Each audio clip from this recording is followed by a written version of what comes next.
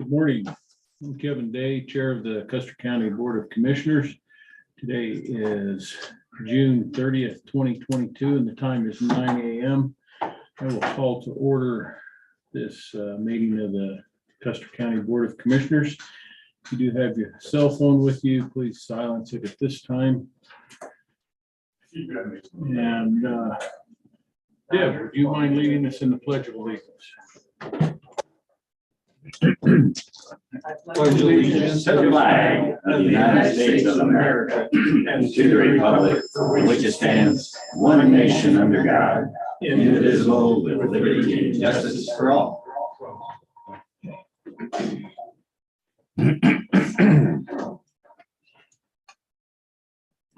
Kelly, can you get a roll call, please? Commissioner Day, Here. Commissioner Candace, Here. Commissioner Flower, Present. Attorney Clint Smith, Present. and Clerk to the Board Kelly Camper present. Okay, and audience introductions. We'll start with you, Deb. Deb Adams, Custer County Tourism.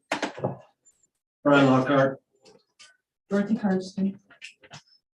And I did not get hooked up to see if we have anyone online.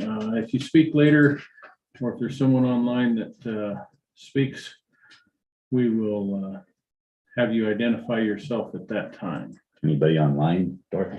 Yeah, there are a few people online. We have Jordan Hedford. I'm sure I'm not saying that correctly.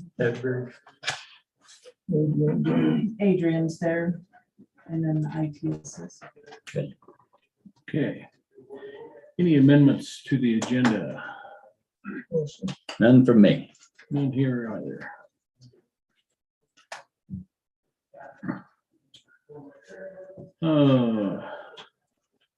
First item up is the approval of the minutes for 4/13, 4/29, 5/3, 5/4, 5/10, and 5/19. I move we accept those minutes as you read. 4/13, 4/29, 5/3, 5/4, 5/10, 5/19. You got any more, Kelly? Okay, I would second it with the correction on the 19th minutes as mentioned before the meeting. okay, so we have a motion on the floor to accept the minutes for 4/13, 4/29, 5/3, 5/4, 5/10, and 5/19 with one correction to the minutes on 5/19. Any other discussion or comments? Okay, those in favor signify by saying aye. Aye. Aye. Aye.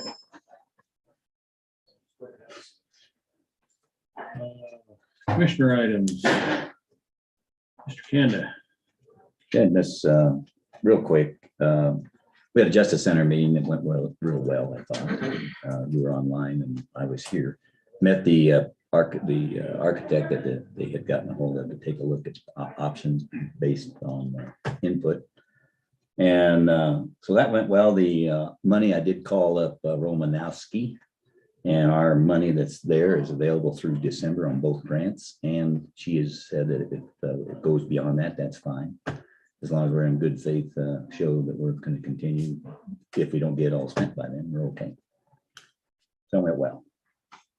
And the airport, I think that grant, that money that we see, the 25,000, I talked to Brian Anderson about, that's probably the runway oil crack seal money. So we're going to verify that. Brian was supposed to check with Dorothy in Virginia here Tuesday, and he hadn't gotten back to her yet.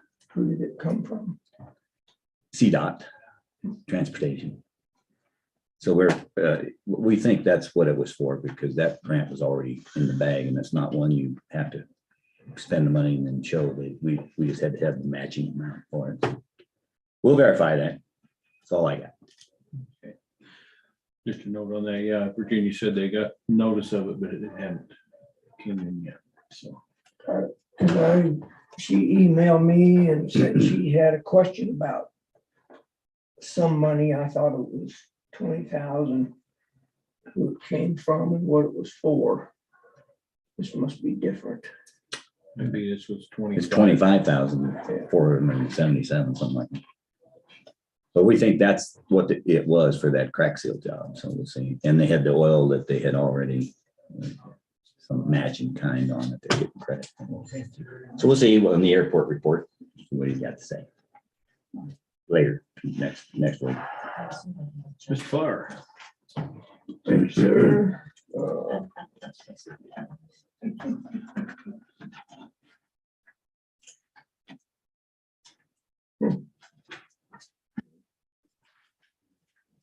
Second here, I can't get my. Just fly in from Hawaii. What's that? Just fly in from Hawaii. Let's see. Well, it's not since quite I left Friday like in MASH, but Last meeting,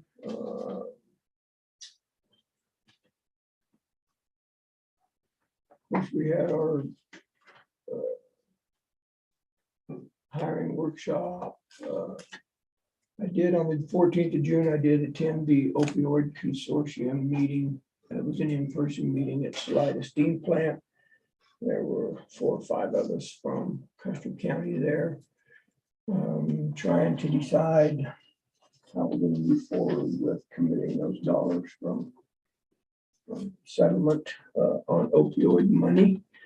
And then on the 15th of June, we had our annual weed tour. Custer County Weed Board sponsored that. Had about 25 people all together, so it was a good event. And then last week and part of the week before that, I spent time building the recycle cages for Custer County Recycle, so I was out of the office. And then the 28th, we have the CDPHE reps for the RREO grant came down from Denver. Well, actually, they came from Alamosa, but they're from Denver.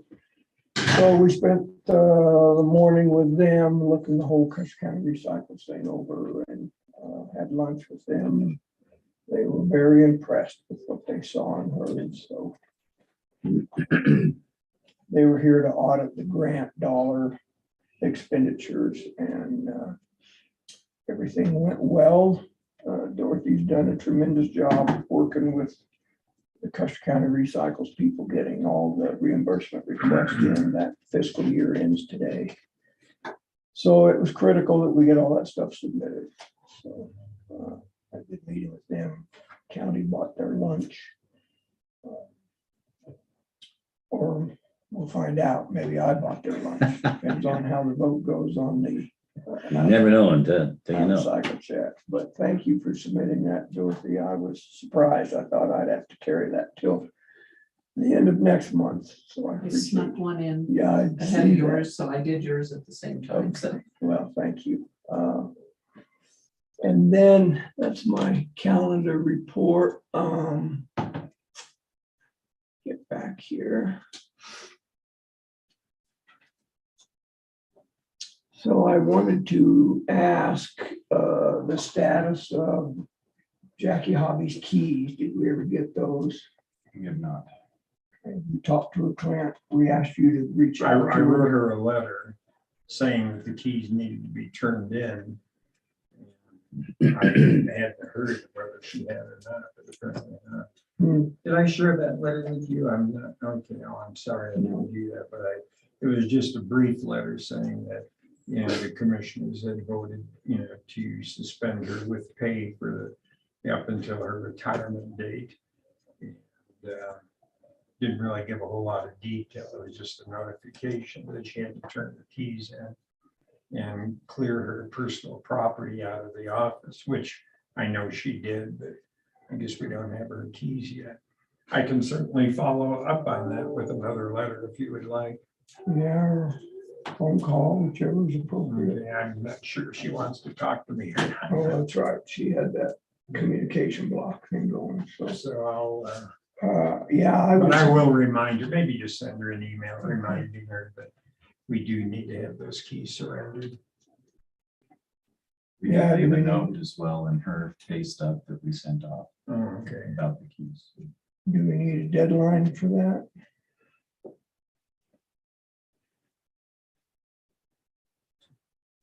figure a deadline, you have to figure out how to enforce it. Yeah, that's what I was gonna ask. If you don't get the keys, then what do you do, change all the locks? That's what I was gonna suggest. I don't know what keys she has. Does she have, would she have keys access to the whole building or just over there? Mhm. And not to exacerbate the situation, but as far as keys go, we could say that we would withhold any payroll until the keys are received. That would be the way to go. Mhm. See what she does, give her a call. So you don't want to set a deadline. I think if we went with the payroll route would probably be. Is her check already deposited? For this month, yes, but next month. we could- That's fair enough. Well, I'll send her a note and that the keys do have to be turned in, or her next paycheck will be withheld until that's taken care of. So who does she return to? We're supposed to be to Braden. She come into your office to do it? Or is that what you expect her to do? I'm just asking. It doesn't matter to me as long as they get to my Depends on office. what My you told her. letter directed her to take them, turn in her keys to Braden. Did she- I haven't seen the letter. Did it also say she can or can't come in the building? or It is did she not supposed to- prohibit her from coming in the Okay. building. And then, I'm assuming you're gonna address the Upper Arkansas water thing today. Yes, That's all I have. Thank so I was gonna bring it up and put it on an agenda item for later. you. Was that mailed to you? I think it came to the office here. And then Dorothy. I haven't seen it. We got to talk about it. I'll let you know here in just a second. No. So, yeah, he was here. Yeah, I just looked at it. It was laying here.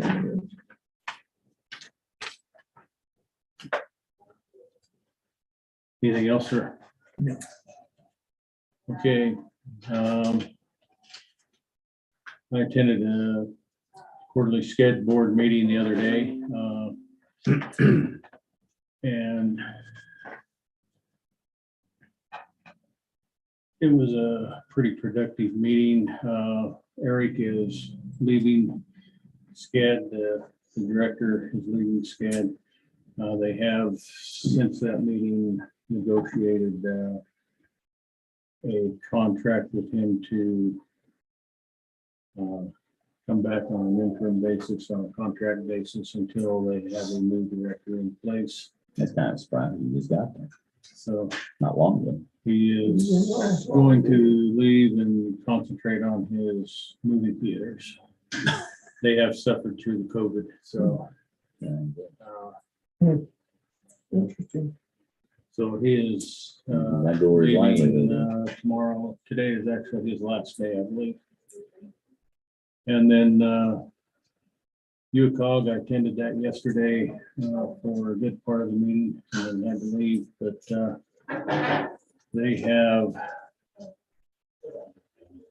they were in discussions at the time I left, actually.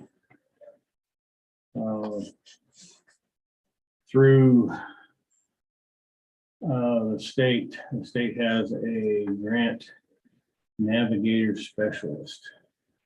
And they are wanting to put someone on staff at UCOG to work with them to go after some of the grant dollars that are out there because of the COVID. And in regards to that, at this time, it's only a guaranteed position for 1 year. The conversation is going that it would be a contract position on a year-to-year basis, depending on whether that position is funded again. So it looks as though, at least for this first coming year, through UCOG, there will be availability for a grant navigator specialist, and the exact duties of that person, we would need to explore that if we wanted to use anything. Person shared across all the members. Yeah. And then we'll be going through your pod. Attended yesterday as well, the hazard mitigation plan meeting. And so they have everything. We're lacking one document that they're needing from us. Adrian will be in to let us know what that is, but they do have everything else from us to finalize that mitigation plan to get turned in. And What time to get over? a quarter after 4:30, somewhere in there. So He said he had about 8 people, 9, 10. probably about 10 total. Upper Ark was not represented there. They have not turned anything in or been to any of the meetings, so I didn't. They initially, I think, said they were wanting to be on that plan, but they were not. Also, I'm going to, will probably be the later meeting of the Florence Fire Department. If not, it'll be the first part of next month. I'm going to try to get on their agenda to visit with them about an MOA for the ambulance service for Wetmore and that northeast corner of the county here. I believe they're to a point to where we can start visiting about that MOA. And I was also in touch with Huerfano County, and they informed me, and this is just a point of just for information, because the jail is aware of it now and everything. They had not been getting their inspection on their food service. And so they are in the process of getting that all set up.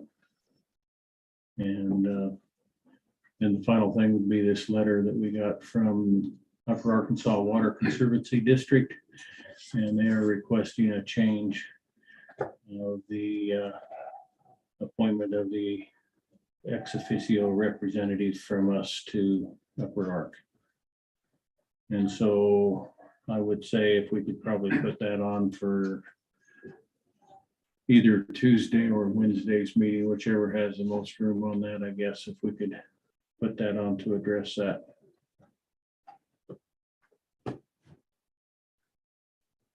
And that's all I have. Mr. Smith. Most of what I've been working on since the since our last meeting is working with Carlin in the planning and zoning departments, and she's running the show by herself for right now. And a few issues have come up. One about a possible STR violation. I'm going to actually be meeting with the property owner. Dorothy's going to sit in with me this afternoon. Carlin has had a doctor's appointment today, so she can't be here, but we issued a cease and desist order, and then I authorized lifting it for this past weekend. But I'm going to meet with the property. I have a lot of questions that need to be answered on that one, because it's sort of like the file suddenly ended a year ago, and I don't know what Jackie did with it.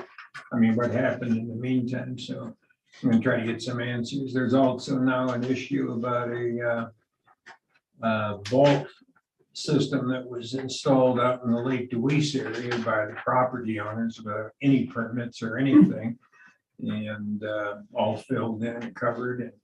And so. What was the address on that, did they tell you? The one no, I don't know that one offhand, but it's obviously going to have to all be excavated and done over again at this point. So, but we're working on that one too.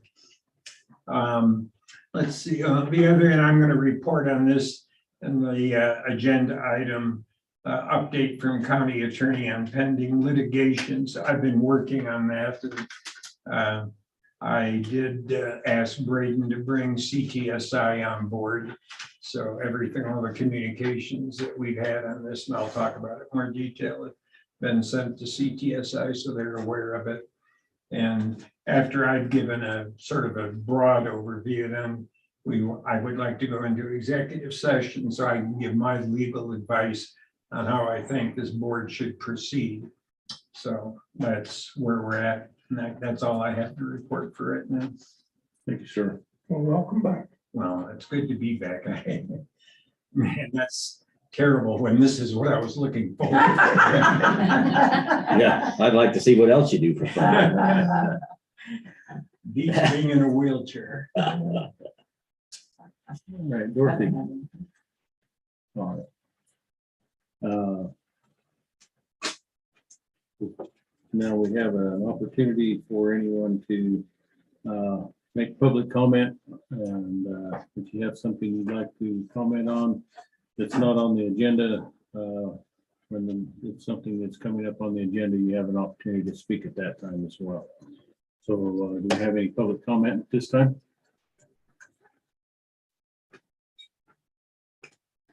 All right, not seeing anything there, so unfinished business. None here. Okay, let's move on to new business. First item up is consideration of accounts payable and out of cycle checks. Good morning. Sir, how are you? Good. How are you? Good. Good. Severely recommended, by the way. Oh, yeah. I did not acknowledge Kelly when we walked by her yesterday. So. Ignore me. I tell you, it's hard to get good greetings these days, you know. All right, I have sent over the out of cycle and AP reports. The payroll report is for your information only. And would be happy to entertain questions on either one of those. Yeah, I've got a couple comments by myself about the accounts payable. Thank you.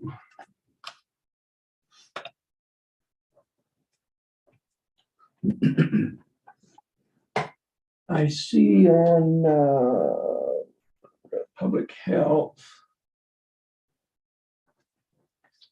See if I find, I didn't write the page number down for that one, my apologies.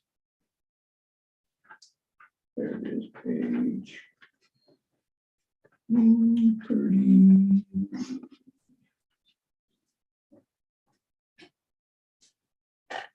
Page 39, can you, because we did not have a Board of Health meeting this year or this month. Can you tell us about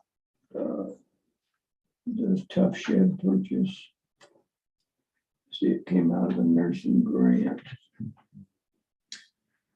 You know anything about that specifically? Not specifically, but let me see if there's any more information in the invoice itself.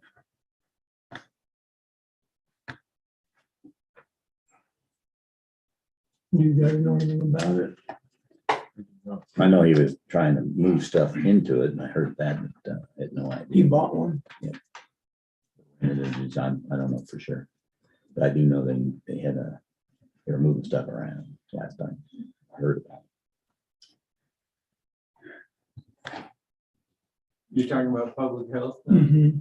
I talked to Cliff yesterday. It was my understanding they were actually building something Yeah, just to the south of that, where they're at. and But you're saying they're building. This shows I think it's for, expense for 2 tough sheds for $6,300. So I'm assuming Yeah. they bought one, but I don't know. And that that's, is, they were probably talking about assembling that.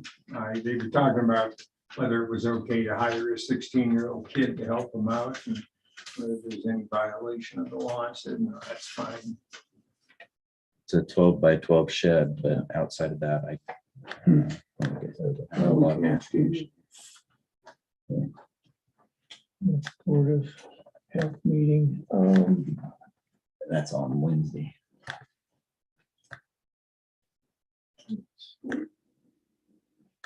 Kids Council, page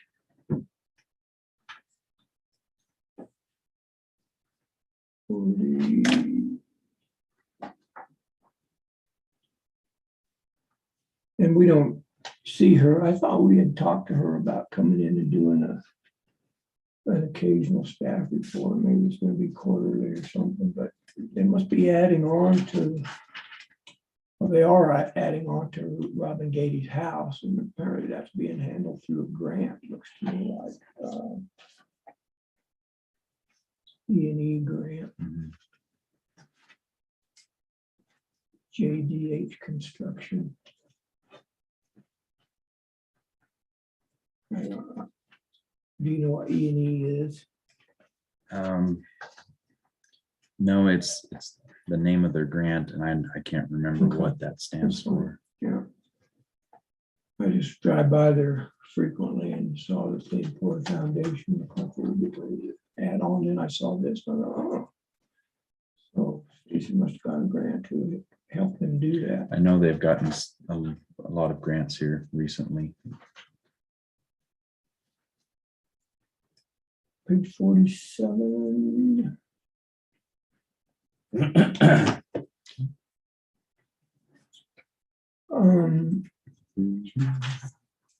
This visa bill must have covered both IT and coroner expenses. Yeah, the description there was probably because Vernon submitted it as one invoice, and then it would break out. I could tell you Okay, yeah, specifically. We talked about that Yeah. last time.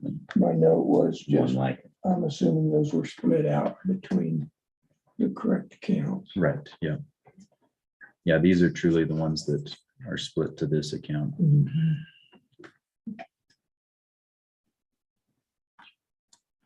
then on page 62. Okay.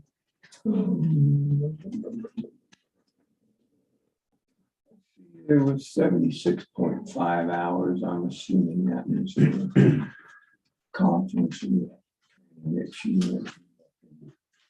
Really? Was that? I thought Adrian had told us I was paid through the EOC grant. I couldn't say one way or another on that. It says contract. Yeah, he's paid it out of contract labor, whether or not that money has come in or he's submitting for it through that grant, I'm not sure. I'll ask him about that next week. what I understand on all those grants, when they on for public health and emergency service and that kind of thing, that's the money that's added to the money that they submitted for, so that's their operating money. So how do you, I mean, it's just regular invoices that come in and you verify them, Right, yeah, so sources, whatever it is. there, right now, I wouldn't say there's a good system in place to make sure that this is getting reimbursed. Like any sort of oversight, I guess, for a department head or otherwise. Yeah, is it, do you, on all these, do they have to show the spent check first, or are they giving it to us and then verifying it later? More than likely, they have to just expend it Reimburse. first and then get it reimbursed. That's right. It's not very often that it's Sure. open-ended, but yeah, so as far as that goes, it would just be following up to see if he's submitted for that. And then, because we're here, I just want to thank Debbie Adams for dealing with the gift basket for CCI and putting that together. Thank you. For Tom, you gave it to Tom. I gave it to the BOCC. I know, he won it. No, he wanted different. He wanted a different, but we got one back. Is my point. So It was was it kind a of fun. silent auction or a? No, it's a drawing. It's a Oh. drawing, luck of the draw. Oh. Okay, well, somebody enjoyed a nice basket. Yeah, they Yeah, did. Yes, they and did. they made a comment about it. Oh, Yeah, they did. I assume that's kind of like a annual thing. It is Okay. Yeah. And is it always this time of year? June, Okay, usually the first weekend in all June. right, I'll put that into our schedule. That's all I had on the accounts payable, so. Anything from you, sir? Nope. Okay, Do you have any issues? Sure. No, I think the Program's Just something working, to modifying. point out, yeah, there's a little glitch with payroll this month. That is why it pushed us to yesterday getting the reports out. Payroll has to be done before we can do AP, before we can send out the reports. So if something happens in the chain there, that's why. Did the audit get in the way? Did you fly through the audit? We No, happy? no, I'll speak to that here just briefly. I guess I can now. I'm gonna be heading to Pueblo tomorrow to work with the auditors. We're behind there, so we need to get going. For a good amount of reasons over the last month. So, I did have one more question. Got by me on the proverbial district attorney's account. yes, Can't tell you what number or what page it is. the two payments is Yeah. that, yeah, I'm keeping a better eye on that. I'm not sure how and why we're missing that on, there's been Yeah. a few times now that we've missed a month there. That we should be caught up, so I need to be double checking that we have that every month. Yeah, because we doubled up once before, Mhm. and I thought that was to catch up on the April payment, but I could be off. I didn't go back and look. There hasn't, I will double check on that. There has not been a double payment for a month. It's not sure why it was missed there, so keep a closer eye on that. Thank you, Mr. Chair. you bet. Okay. Cycle. Approve this report. Nobody's gonna yell about the county attorney who arrived there, or What's this about the county? I see you on the AP report here. I just thought maybe we might withhold a couple of checks. Or I participated via Zoom at that house. I wasn't too coherent because I was on drugs a lot of. Yeah, you said a lot of things that we shook our head about. Thought that was weird, but you probably don't even remember saying I that don't weird remember. stuff. Yeah. No, I just give you a hard time for it. I'd move to accept the accounts payable report for June. I'll second it. We have a motion on the floor to accept the accounts payable report for June.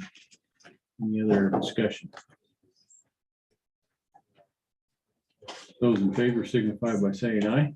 All right. Aye. Questions on out of cycle? You'll notice that's a substantially larger out of cycle report than it normally is, Yeah. and mostly due to the ARPA grant Right. being paid out. Thank you and Dorothy for that work. Oh, my gosh. Very much Dorothy, so Whew. that was not much on our Did a side. Great job. And good to get that off and running. Yeah. So do we have most or all of those dispersed at Checks this? are all out. What has not been mailed is in my packet today to mail out Okay, tomorrow whenever I receive that. And you're able to track down, you were struggling with one address or What was that? you were struggling with an address or an account vendor for Yes, the posse. yeah, got that Lisa's cleared been up. very helpful with that, and I called Paula and we worked that through. And then we have one that put the wrong address on their W-9. So I'm working with that individual. We may have to void a check. Good. Yep, good job then there, Dorothy, thanks. Thank you.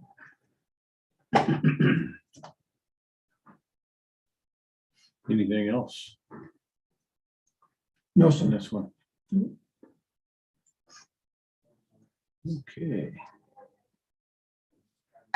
Motion to approve. look for that. I move we accept the out-of-cycle checks as presented. I would second that. A motion on the floor to accept the out-of-cycle checks report. Any further discussion? Hearing none, those in favor signify by saying aye. Aye. Aye. Thank you all very much. Oh, that's it. Unless y'all have anything else. Unless you want to stay. Nope, that's okay. I'll go give checks to the people. So, Good, thanks. Checks to the people. I may want Braden to sit in the executive session if he'll be available. Yeah. Since he's the one who contacts CTSI. You have an appointment at noon, but Okay. I assume we'll get done before. What now? You know what assume means? Yeah. Okay, consideration of the landfill rates. How are we doing? Looking very Good. businesslike. That briefcase. yeah. Well, It's not near full. You don't look normal. You don't look natural. Okay, let me get set up here. Due to the spreadsheet that I made, I'm not very good at it, So so it looks good to me. I couldn't print it. So I'll just have to get set up here. Well, it's just gonna be better to look at it. You get set up, I'd say for the record, he has spent a lot of time dealing with Custer County Recycles and helping them get their process going out there. Been very helpful, willing to do whatever was asked, and Sure. appreciate that. Plug me in, Bill. No, Tangle yourself. we're supposed to get the Baylor mid-July until we get it.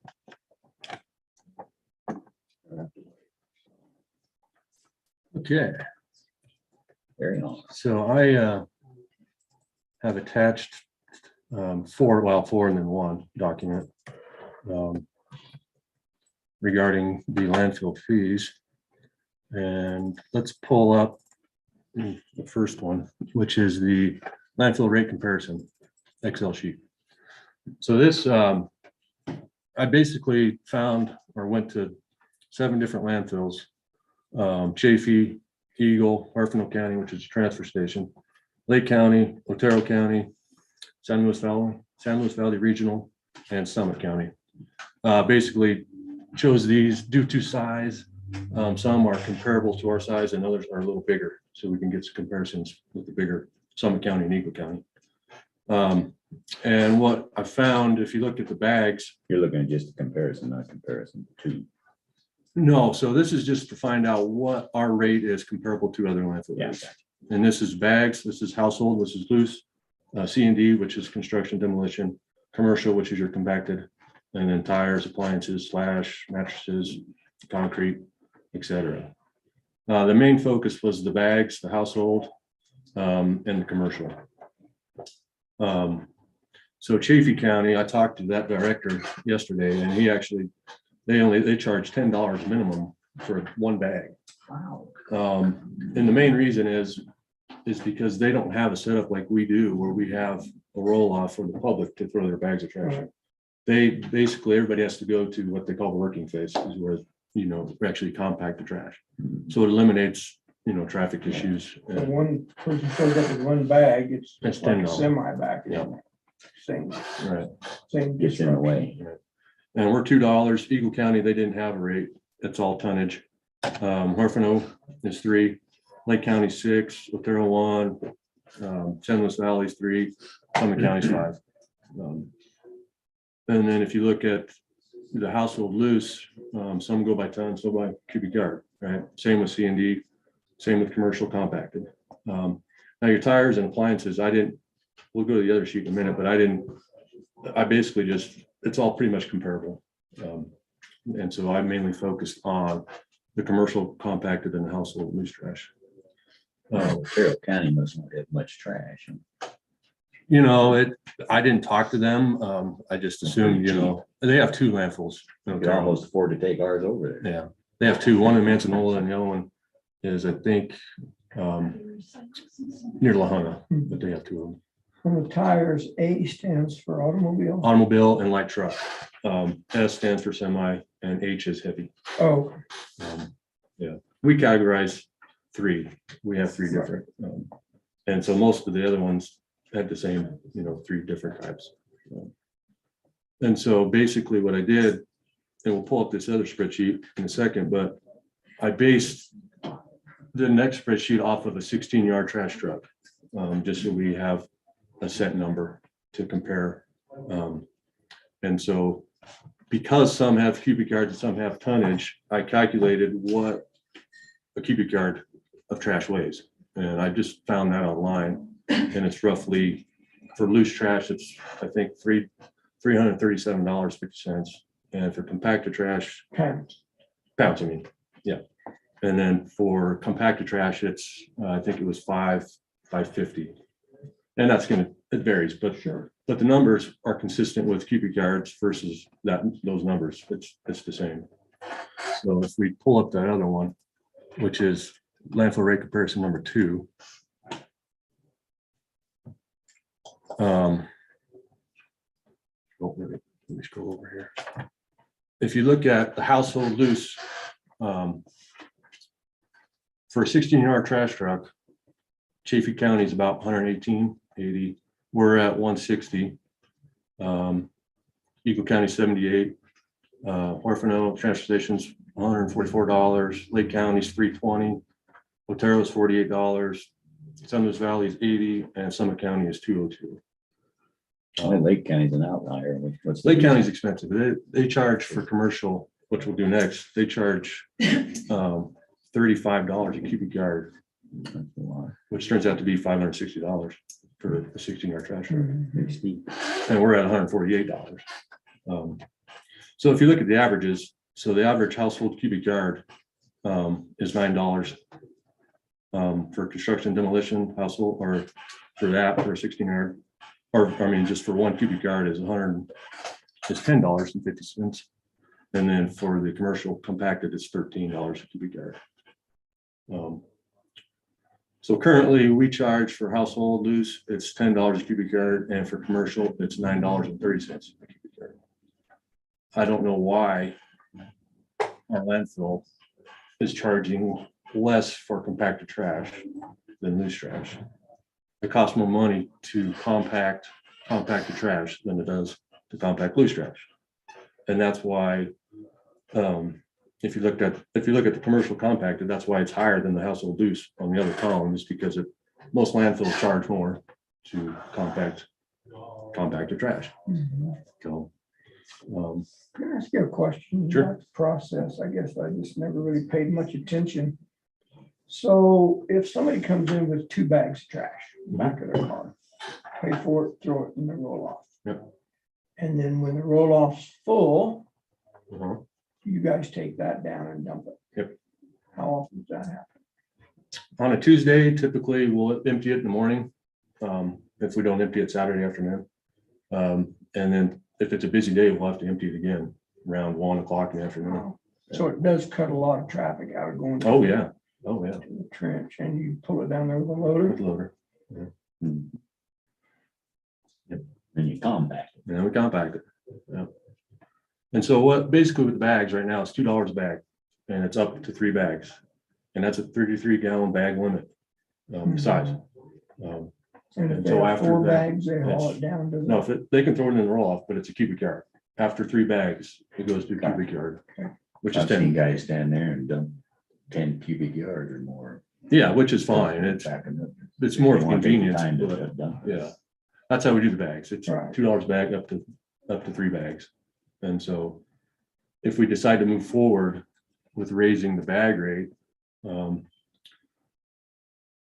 have to discuss that. And I've got the other 2 sheets that we can look at. In my opinion, if we look up the first the first landfill fees, 2021 landfill fees. These are our current, this is the current list of what our fees are, which matches the other spreadsheet. It's just spelled out, you know, this is what we give the public. And so if we open up the revised one, number 2 revised.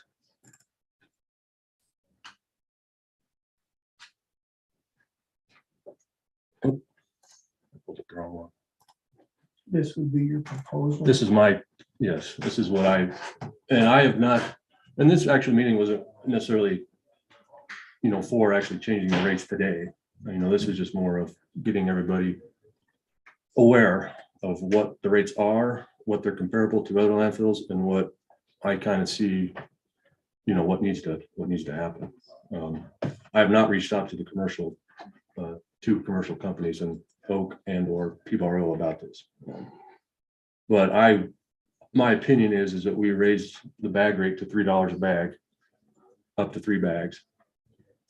And then change the cubic yard to 12 and change the trash company's cubic yard to 12.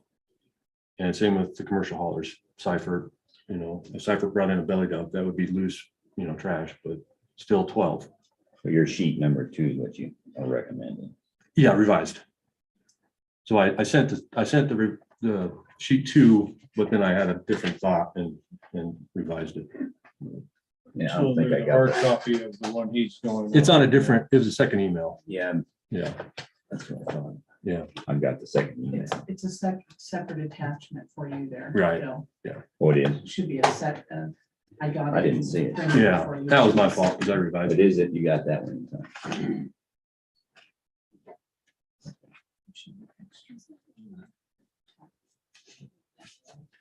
No, I wasn't able Can to. you email those to me too? I'll send them to you. I did. For sure. If not, It was this morning, so. Oh, Yeah. so maybe I haven't Yeah. seen it yet. Okay, thanks. if not, I'll send them to you. Yeah, I apologize. It was kind of a quick, Yeah, I see. I did get it. yeah. Would you like us to address this? Yeah, there you go. I got it.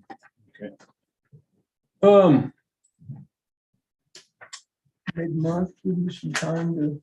Yeah, I can reach out to and see what, you know, because I don't know, I don't even know what they charge for roll-off services or what, you know, their dumpsters. I mean, I have no idea. I don't want to Who the they you're raise talking about? the trash companies, Oak and You're people. both over. Yeah. You know, that if we go to $12 for the commercial, that's $2.70 higher than what it is now. They may not like that, and we may decide that we don't want to do that, but I just know for a fact that it costs more money to take care of compacted trash than it does loose trash. And the only other thing I did change was the tire. The current tire rate for the passenger automotive was $4. I bumped it to $5. And then everything else is the same. Takes more time because you got busted apart to get it. done. Yeah, correct. That's the whole Yeah. point. So you get 16 yards of trash, it comes out of the trash truck, it's a block, Yeah, I know. It's heavy. You got it. and you gotta move it around and, you know, it takes more fuel and costs more money. But everything else is the same. So, unrelated question, how do you determine if somebody's out of county? I was gonna bring that up. We currently don't ask for identification. Most, I think probably other landfills either require a driver's license that has an address in the county and or some sort of property identification, whether it's a deed or whatever, to actually prove that they're a county resident. And I think that's something moving forward, we do need to consider. I mean, it says right here, double, but But a it's deed not. doesn't guarantee. You can have deed to property and not be a resident. You know, 40 Well, acres. yeah, I know people with 40 acres and they're clearing it. it's hard to say. I mean, you know, you have people from Cody Park, you know, that call this home. You know, well, it's right across the Fremont County line. Well, what do you suggest we do with that? You know, I consider them in county, right, Johnny? Yes. Yeah, Joey will agree with that. Well, if somebody comes up here from Texas for the summer and owns a house, they bring their trash That's- out there, is it that's fair to county. charge them non-county? No, I would If we count. went with the driver's license, they might have a Texas driver's license. That's exactly right. So it's proof of you being a county resident. Right. Now, however, but that does need to be enforced more. Interest in the county. Right. Excuse me, can I ask a question? Joni had one prior to you already. I was making her wait. Go, why don't you jump in with yours first here? Mine was when you gave your first, you went over it, you were talking about some, Some county? thank you, losing my voice. It would be interesting to know which one has a really aggressive recycling. They do. And Some- they do, some and I county think that's why the rates are such, is because they want people to not put stuff in the landfill. Right. And they want people to recycle, which then generates revenue for the county. We have a third option up here. Ends up in the bar ditches. Yeah. Right, Yes, right, which we don't want You either. gotta be careful about that. Exactly. right, or they burn it. Which if you talk to Pueblo County or probably Yeah. Summit County, they have that problem as well. Right, and so like these numbers aren't, set. Right. It's, of course, it's considering the environment, road and bridge, the landfill recycling, it all has to be taken into consideration. Yes, sir, you may. What I have a question of is there any designation between, like you say, these people come from Texas, is there any designation between having a second home or whatever it is compared to just a landowner as far as you're concerned at the landfill? No, It's the same. it's the same.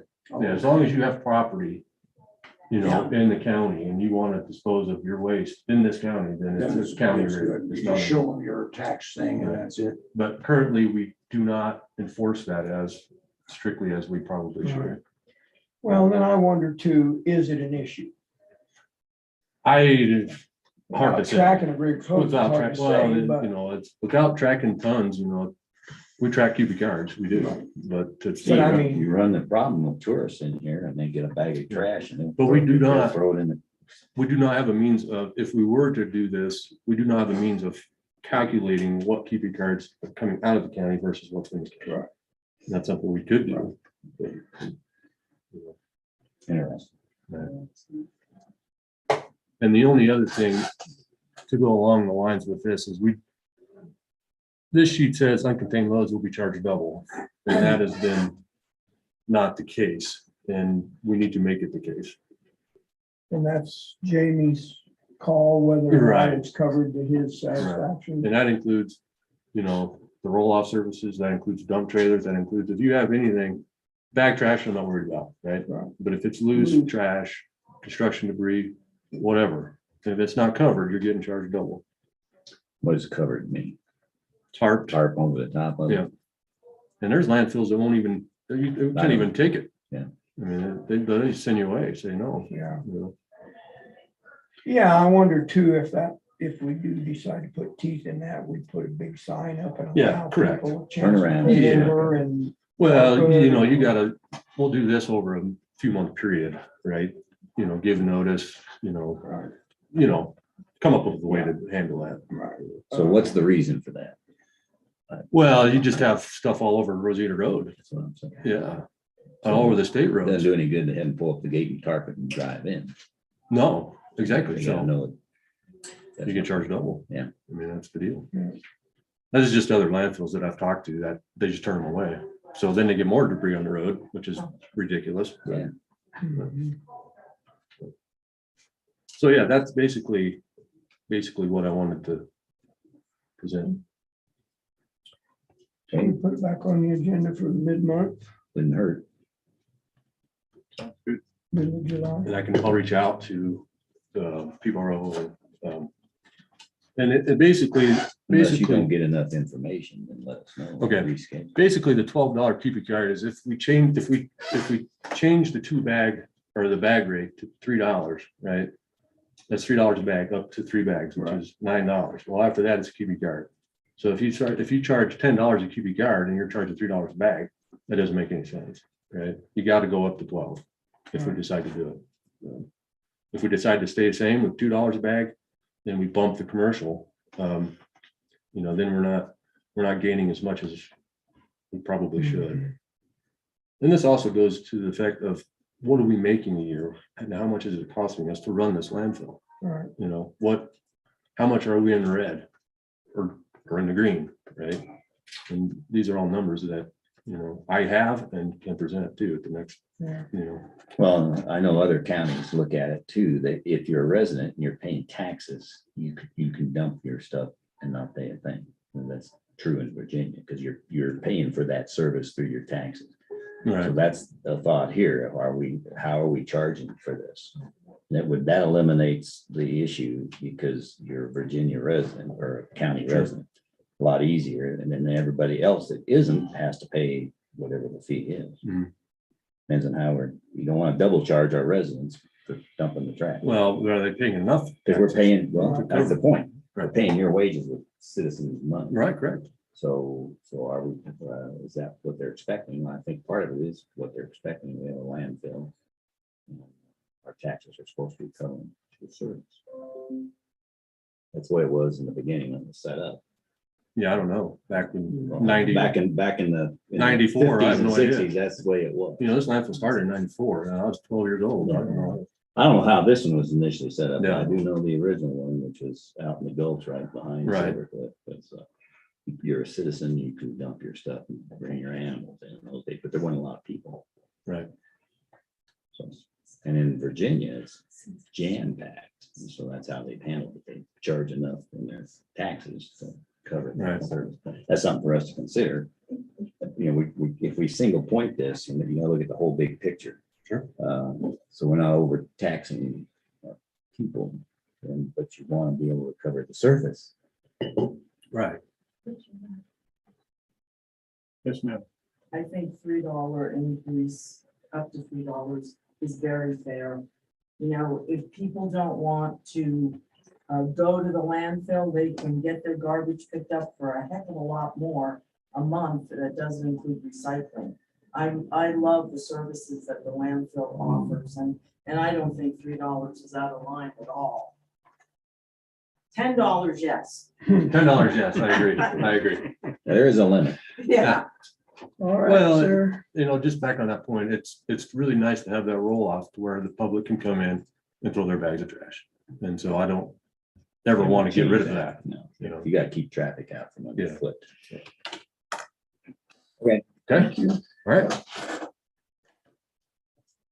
Okay, Good job. Just showed up. thank you, sir. The old Mr. Van. Hey, Rooster. Rusty. Hey, Rusty. Good morning.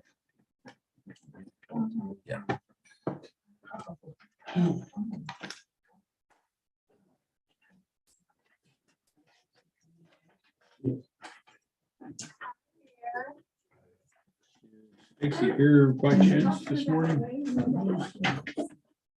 And so, Yeah, Standard stuff. right. Yeah. We're done now, really, Rusty. Showed up just in time, didn't you? Guess I have to do that.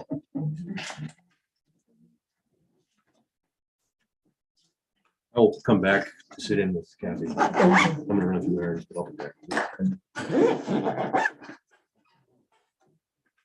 Drop that, you broke it. Yeah.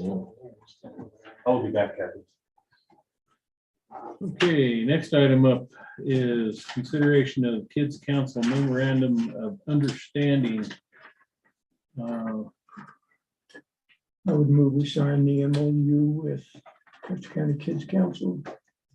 yeah, and I'll second that. Okay, and I think we had that in our packet, so if you Yeah, guys we got it. had a chance to look that over. I have a motion on the floor then to sign the memorandum of understanding between Custer County and Custer County Kids Council. Any further discussion?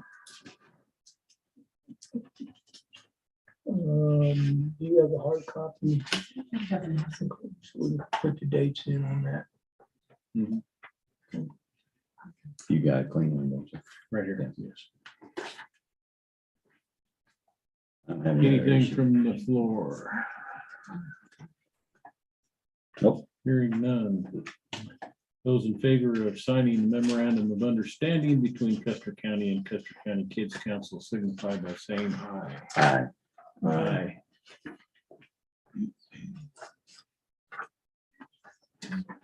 Right here. And then give it to me, please. I will do that, ma'am. First, Next item, consideration of tourism HB 22-1117. Good morning. Good How are morning. you? Good Good morning. morning. Good morning. Good morning. First off, I do want to give you these pieces of literature. If you'll remember, we asked for some extra funds a while ago, and that is part of the project. We're still waiting to update Silver Cliff Museum, which hopefully will get done this year, but everyone is very excited about the new literature and also very thankful for the assistance, the financial assistance.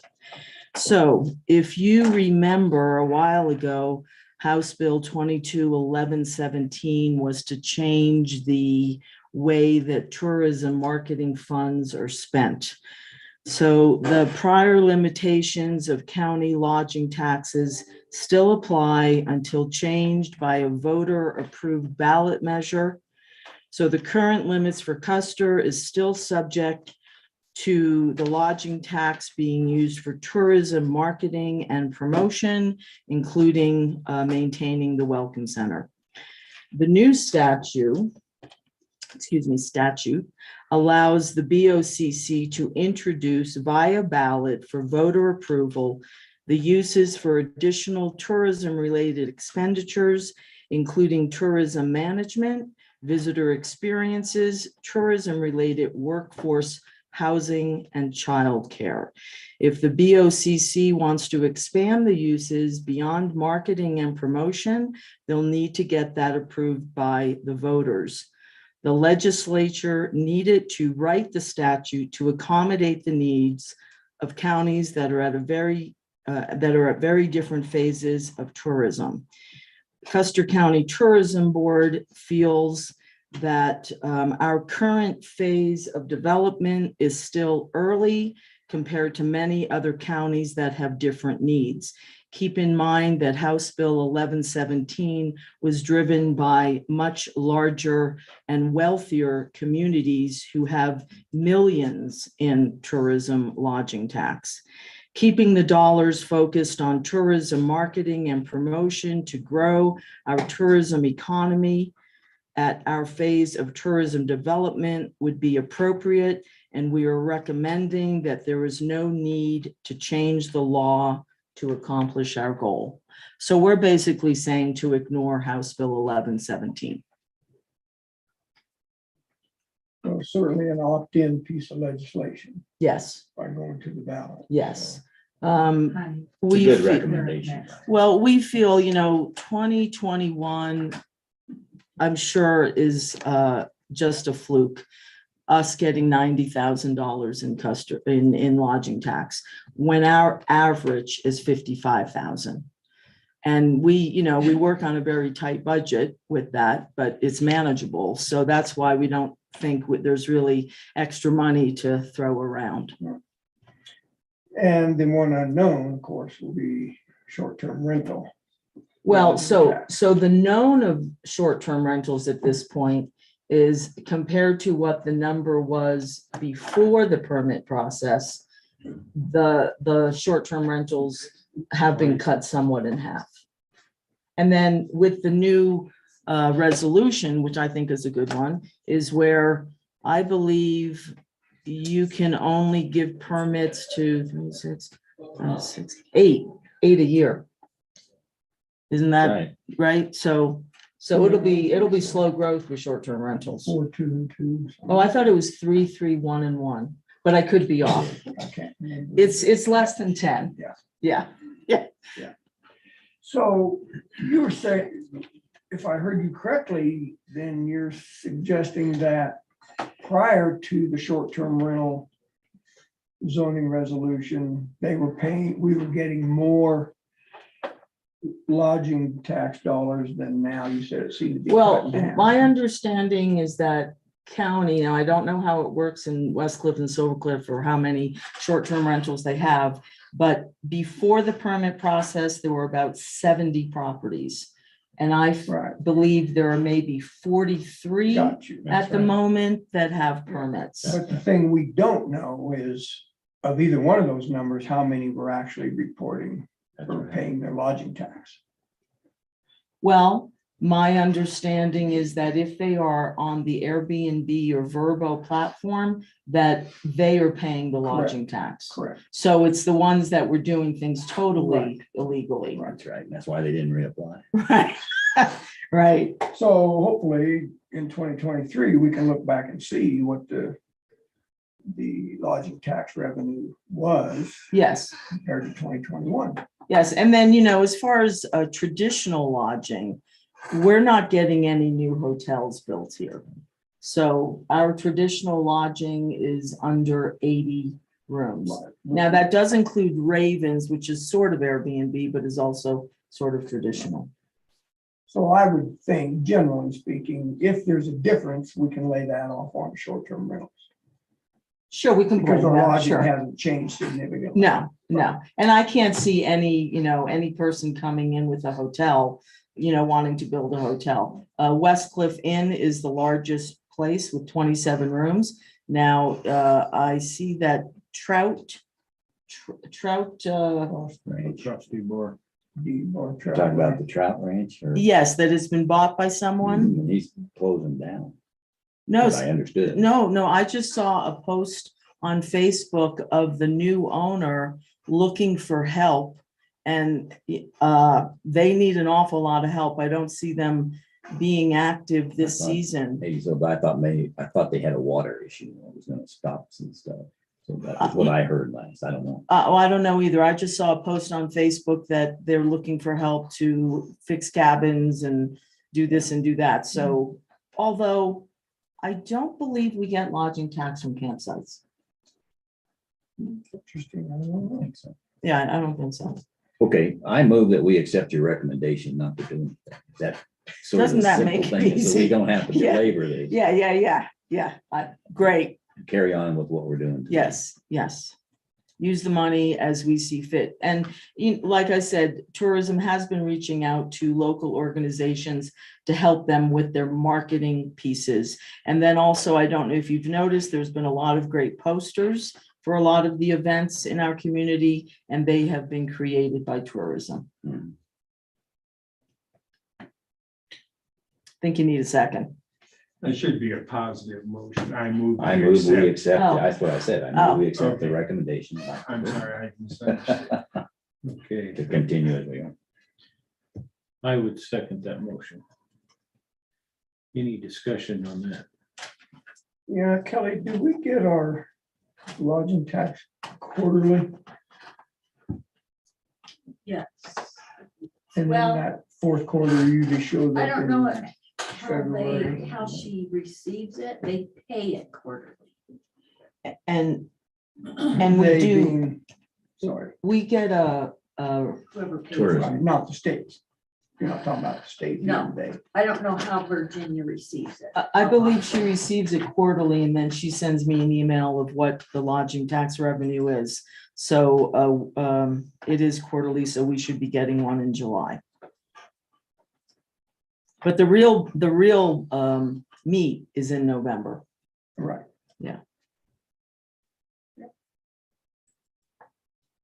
Okay, any other discussion? No, sir. Anything from the floor? Okay, those in favor of accepting the recommendation from the tourism board signify by saying aye. Aye. Do these lizards represent each of you? Yes, I believe so. ask Dorothy. That's her contribution to our. A little CUP. feminine She's- touch. She's got our hat rack decorated. Oh, Thank you, man. Thank you. Sherry, good to see you. Okay. Before our next item of business, I think I would have us take a short recess. Okay. That's for Joni's sake.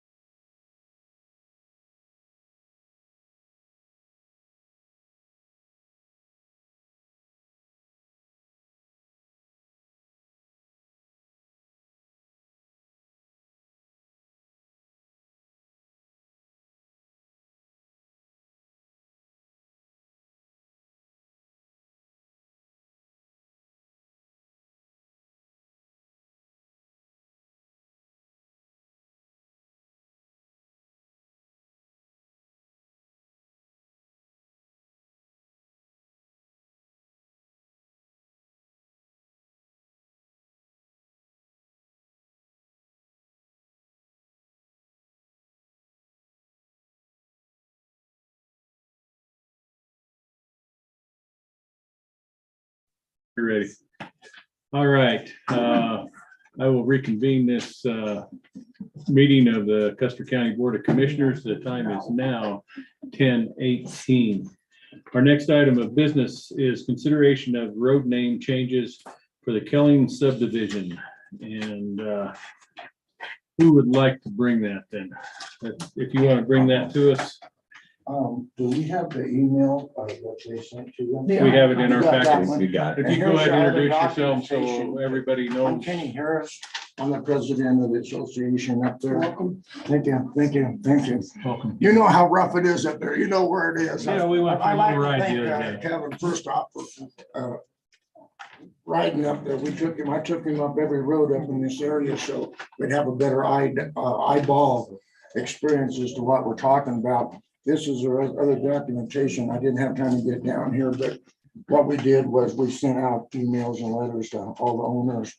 If there was any discrepancy in me representing it, then they had till the 15th to post that, and there was no, all we had was positive reactions, and that was it. And so that takes care of that.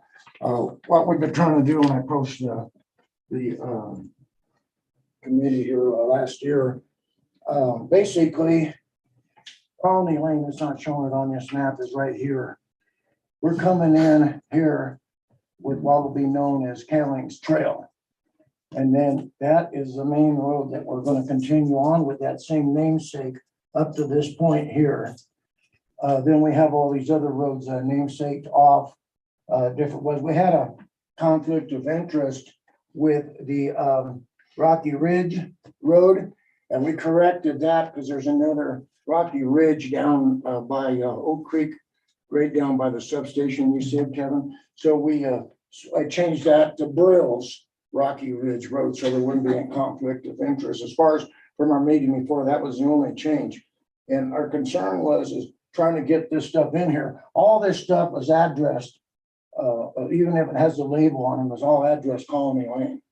And what we're trying to do is get this switched into Kelling Trail, which is reflective to the original owners. And then we have the different road names, Road Gulch up this way. And then we got Reiner up to this point. We're discontinuing the road per se here and here. Because this national forest, this landowner here, that's the only way he gets into his. So that would be a Reiner Road, which the numerization doesn't go with any of these other roads now. It is just numerized with the Colony Lane. And same thing over here. We have Lone Pine Trail comes up in this way. And then the Brill properties with the Rocky Ridge, and then Harris Lane and the Rocky Powell Road, and so forth, so on. And Poverty Gulch goes here and comes on up into this area up in here. Where does Colony Lane, where's the HOA boundary? I know the answer. Coming in. Yeah, you're off coming the in. county. Where does the name change take effect? The name change takes effect coming right off, like I say, we're not mapped out far enough, but it comes into effect right at Colony Lane, where I believe, without having any address per se, Is that the because area? it's a location and not a cabin. And that's the It's HOA right on boundary, or is that? 5705 or 5703, right in that area. If you're talking about mileage, coming down on a Colony. And yeah, that would be the HOA. That's that boundary, right? Where's Kenny Harris live? I heard up there. Oh, he lives up in there. On Kenny Harris Lane. That'd be Harris. yeah. Well, that was after my dad. And I didn't want to name it that. Let me just say, but everybody up there said, yeah, it should be named after your dad. And so that's where we'll put that at. And the fire department knows where I'm at because Roger and Emmanuel come up once when we had a little smoke up there. And we got them to come on down. We had a barbecue and we fed them, and then they were happy with it all. Yeah, good with it. And so basically, the reason why we want to do this was not to have Big Brother looking over our shoulder or anything, but for safety concern more than anything else. Because when you call in to Where's an ambulance? have somebody come in, They almost all know how to get to the gate, but that's it. Then, like I mentioned before, we have had some confusion with, when coming out of Colfax and going up South Colony Road. When you get out there at the end of Colfax, you either take a right and go up South Colony Road, or you take a left and head over to Music here. But part of this road, down this area here, somehow along the line, it got changed to South Colony Lane. And the sign was there and now it's gone. But I just want to make sure it would need to correct anything if we could do that this time. According to the feedback I got, all the lanes are north and south and all the roads are east and west. I think you corrected me on that, Bill. That's right. And so we might need to, and that was part of the confusion when they call in and they say South Colony property owners. Well, some of even the fire department stuff can't quite always get it right. They come out Colfax. The last fire we had up there, they came out Colfax and went up into here looking for a fire. Four-wheel back over. And it was right here where they had illegal fire. By the time they got over there and the party called again, and the fire department said, well, we went up there and we saw people coming out and wasn't no smoke. Well, that's because we had the fire out by the time they figured out they were in the wrong area. So that is to correct part of that, not laying the fault on anybody, just trying to make it right. And that's what's going on. What about the documentation of all these road names? Who's got that? Do you I don't know, do? maybe us. I've been working with Kenny on this for like the whole year. He's been dealing with Yeah. this. And always the main portion of the concern was the 911 response. Any emergency services that try to get out there is just so convoluted, they'd never get anywhere. Luckily, like your fire scenario, if it was a life or death deal, that could mean the difference between them getting there or not. And getting and there. the problem we've always had was back in, I want to say the 70s, but when they changed everything from road names to numbers, that was a group, it was Mountain Bell at that point. They came in and did it and they addressed all this.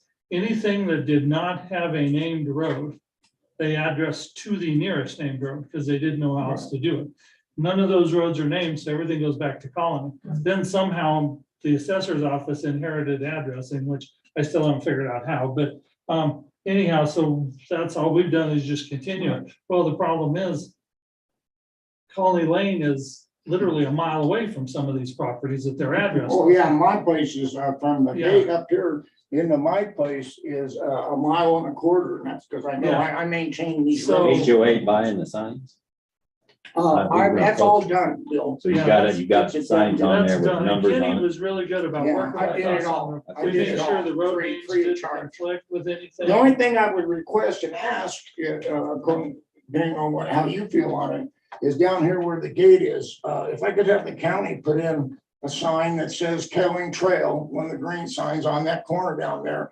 As far as the rest of it goes, we already have everything documented and the posts up, the signs up, other than the controversy with this Rocky Ridge Road grill sign, and we're getting the little grill signs just to screw them in above where these others are already posted, so there won't be any confusion on any part as far as that goes. And as far as the mapping goes, the roads are done. It's easy enough for us to do the roads, but what we can't do is, the rest of the assessor side, we can't readdress all these different houses until Until The it's board approves officially the road. approved, because we don't want to address it, get it in the 911 system. Right. And you guys don't approve the road names and now we got a mess. So Well, we've just that- been waiting on hold for that to get done. And that was why I asked the question, do we have a list of these names? I'm assuming you're wanting us to make a motion today and have action on what? Do we have a list of the road names so that we know what we're voting on, or? I haven't made an official list, I just what's her on the map. I was told we Kelly needed had to a make an question. official list.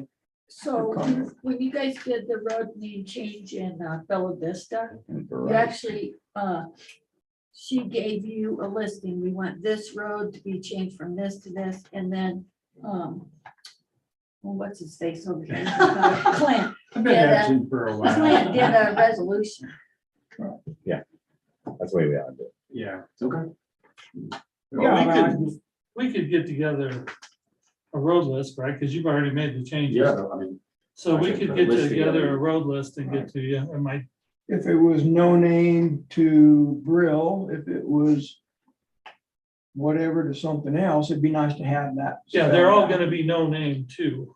Yeah. Cause none of these had any names. Okay. It's just establishing the road names of following road. Yeah, that's what you're doing. You're Yeah, not names. changing names, you're giving them names to be. We did that with that one. Establishing Clint it. is knows how to write that. I can prepare the resolution. I'm just wondering, is there some way to reduce the map enough that we can attach it to the resolution as well? Yeah, I could Yeah, I was just gonna move say, everything Chris off can the do map, All other right, than the road name, all right. and I can provide that to you today. Right, well, that's fine. If you want to bring it to me, I'll get the resolution done. I like to point out that like this Wood Gulch and this Rhino Road, they just kind of historically been named as such, they're, just by mouth, Right. by the owners that are up there, and that's all that mattered at the time. Okay, Yeah, I'll support your efforts here. I just think we need something in black and white. Yeah, well, Chris can get, You'll get get him a back to map me and and we'll I'll get get you a a, list. I'll get a resolution. Can we, I don't mean to be rude or sound rough around the edges, can we approve this and they can get the list and then we're good to go with it? We we can can do move it out in the middle. forward with it. It won't be official until we pass the Pass the resolution. resolution. But I So think we I'm- can, It'll basically. I'm be- good with the verbal go ahead, so we can press on. Yeah, we have our actual annual picnic on Saturday, so I like to give the people some good news Yeah. today. Yeah, I think you could tell them you guys are in favor of approving it, and then, We agree with what We you just need to presented. make and it say that. official. right, and then And we'll it's get gonna be ready. addresses I'll done. route the document. As And soon we'll as do the that next resolution's week. done, we'll start working on addresses. We'll mail them out to all the property owners. So I would think by the end of the month, they should have a letter, at the latest, they should have a letter with their new address. So, Cool. yeah. Well, I'd just like to point out that I ain't gonna give JD a rough ride as I gave you up there, but I'm more than willing to go up there so we can make sure, we're on the right path and get the numberization by mileage and all that Yeah. for each location. Yeah. Up there, I don't have a problem with that at all. We can do most of that mileage. I've been there and I don't wanna do it again. Because the GIS, I can map the mileage, and me and JD already got a plan to do it. We're just sort of waiting on this step. So we gotta get the resolution done. and then- short of the resolution, I think that we are all in agreement to move forward with this. And then as soon as Clint has that for us, we will have it on the agenda and make it official then. Yeah, and Kenny won't need to come back for that or us or anything. It'll all be, I think that. Yeah. We can put it Unless on you the want to. agenda for next, Tuesday or Wednesday. Yeah, yeah, but you won't need to come back for that. It'll be done. So- Yeah, if you wanna do it that soon. and I don't have a problem with you announcing it at your public. picnic. Chris is gonna get me the map I need and And we'll get a list. and We'll get get- the list and everything to me. As Soon as I have that, I can get the resolution prepared. Okay, I really like to thank y'all because what the deal is, like I say, it ain't trying to set up Big Brother and know where to come get us or anything. It's more, it's the EMS thing for sure. And a lot of the people that are up there now are people that bought their properties a long time ago on the first track when it was sold in 62. And it's just like, they just need that extra protection because they're getting older and we don't know what's gonna happen next to us and how we're gonna come out of it and all that kind of It stuff. becomes a convoluted thing. Let's assume somebody wanted a short-term rental up there. Gotta have an address. Well, you can't have a short-term rental. We're not going there with that, Tom. We're not, No. we're happy with just having our own places. We I'm don't just need kidding. to At this rent it point, I out. just want to get it for EMS because Right. we've had, even like Flight for Life has had issues up there. Yeah, they come in and we have a place where we have them normally land, right here on this corner here. And then they, have the ambulance come in and get them from wherever they gotta get them to get them here and then Flight for Life them out. That's kind of the way it's been. Yeah, Well, we appreciate your work. thank you guys. I appreciate getting this kind of Yes, sir. under control for everybody. Believe me. Thank you for putting up with my rough ride. Not a problem at all. Sealy coming up still. The Sealy's, SEELE. He's on that corner.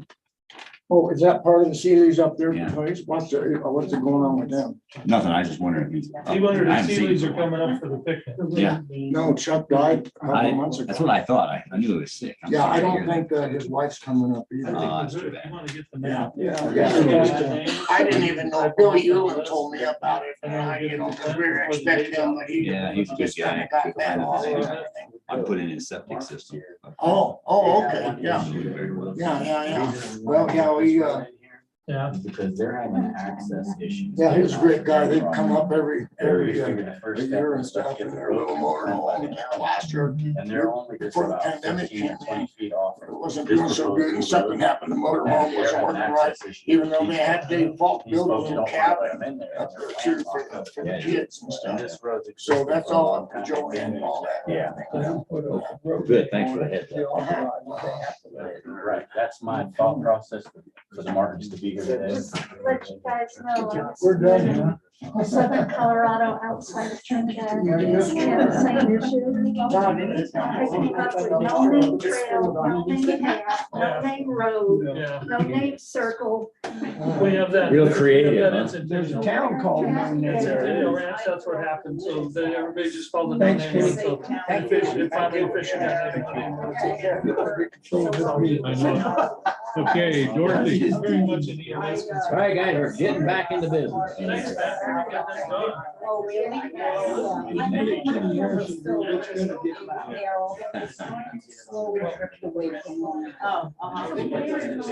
this done. Next victim. Okay. Get Joni started. Good morning.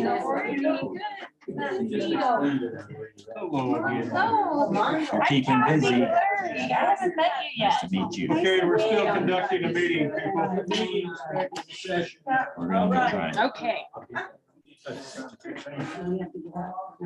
Before we start here, and I forget, Dorothy, if we could get that, I think you said you'd be ready with that resolution by Tuesday. Tuesday or Wednesday, whatever, whichever day you want to So- put it on the Do the agenda. second one. Go Wednesday, I guess, on that. Because we put a couple things on. Okay, we now have the introduction of Kathy. Yes, thank you. I'm Kathy Lurie. I am surprised your new Custer County Recycles Program Manager. I did submit an agenda. Thank you, Dorothy, for getting that to everyone. You got it. Great. So I wanted to first, I'm sorry, what? Oh, sorry.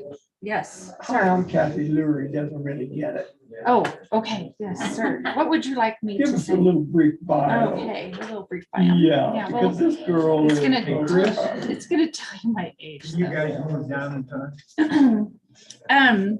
So I have been in recycling for well over a decade, and I'll leave it at that because if I tell you more, you'll know how old I am.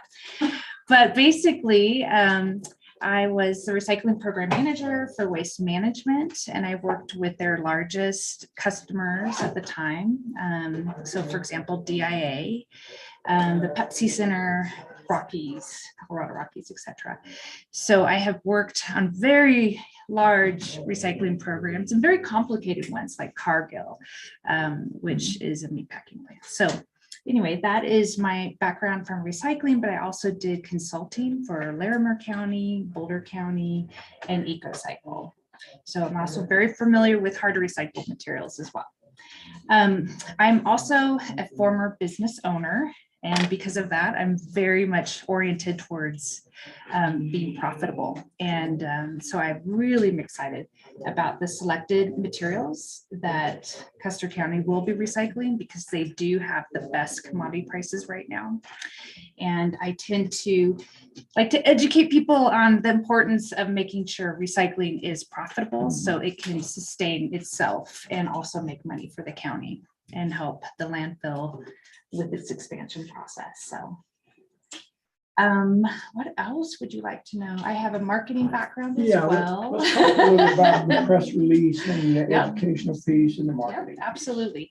So I do have a marketing background. I used to be the marketing manager for the Colorado Technology Association, and I did marketing for that association, which helps the technology sector basically with, expanding in Colorado. And so I do have that background as well in event management.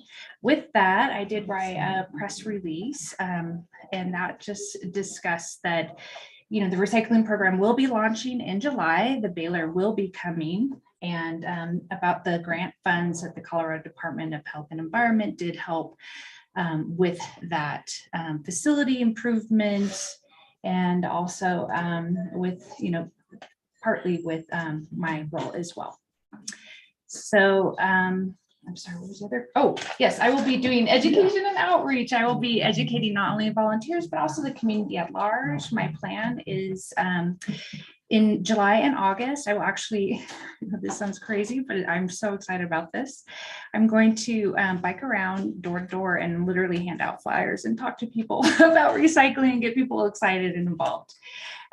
Because the way that this program will be successful and will help to divert materials from the landfill is getting people to understand and be knowledgeable about it as much as possible. So I'm going to do as much outreach as possible. And I would love feedback on that as well. If there's any committees, any events that you want me to go to speak about recycling, I'm your person. So. Okay. Tom, anything else to discuss? We've seated a board for this Custer County Recycles. I will get all that stuff put together. Clint maybe can write us a resolution for adoption of that. Kathy will be advisory to that board, but we have 3 at-large reps, 1 town of Westcliff, 1 town of Silvercliff rep. So I'm assuming that the open house is still scheduled for the 23rd. Correct. Hopefully we should be up and running. Yeah. I need to throw out a thought that I had this morning when it was still dark out. Come over me.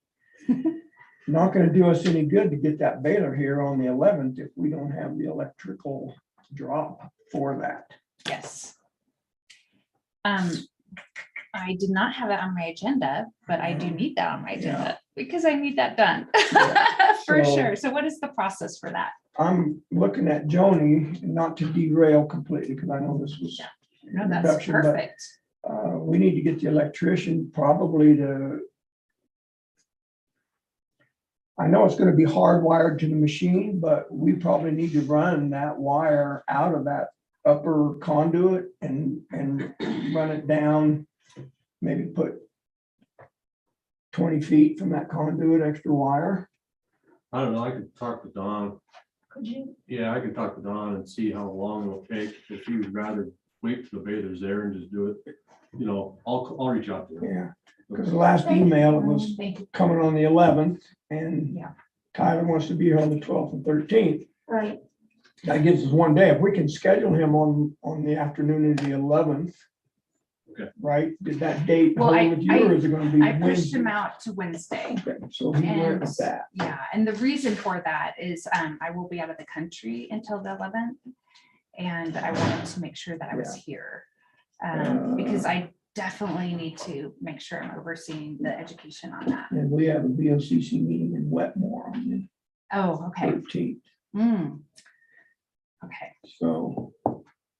So we could, having had numerous delays with the baler to the point where we had to get the state and the AG's office to do a special contract to move it to a new fiscal year, 22-23. I think we could say we're going to delay the delivery of the baler to a day that's convenient for us. And then, if he delivers the baler on the 11th, we get Salida Crane Company here. They put it in the building. Tyler can come down later in the week with his crew to calibrate it, get it going and do a training so Kathy can be here. Right. And that's why I asked him to deliver it on the 13th. Yeah. So in that regard, if he's delivering on the 13th, then he won't, we'll need electrical on the 13th, 14th. Right. But 15th, 16th, we could actually do the operation. What And now we're about, moving into the weekend. Correct. what about, and I understand, I read your emails. Yes. Having them literally deliver it on the 11th, we crane it off onto the concrete pad on the 11th. Or shove it in the building and that's it. Okay. Right. Yeah. So it's, I just hate to You want on the 11th? I don't want to mess with that. delay Yep. that whole trucking Okay. schedule. Right, I would guess 45 minutes, that truck will be pulling out of there and we'll be Right. done. You and bet. he wanted it to come on a Monday Yeah, or a in the Wednesday. morning, Yeah. so that the trucking company could shoot up to the Springs by Right. noon So they don't and dead have haul. a return load going back to Yeah. Chicago. Yeah. And so it was his thought to do it on a Monday to make it good for the truckers. Right. They have a return haul, So which is I'll- always a problem Yeah. coming here. There's- And I say that knowing that you're not gonna be here, but they're gonna pull up, that crane will set up, we'll hook onto it, swing it over, set it on the concrete, and they're gone. Perfect. So So when I'll just go Tyler back to comes him and tell him down, that 11th. Tyler is the altitude recycling equipment out of Aurora. And that's who we purchased the machinery from, and we'll be getting the baling wires, right? We already have the wire. Right, okay. So he has a crew that would come down here. Right. So we can arrange it, so Kathy will be here. Yeah, if they want to do the training and stuff after you're here, I'm fine with that, but I just soon get the thing set on the Okay. ground. Perfect. I will make sure that Okay. happens. Thank you.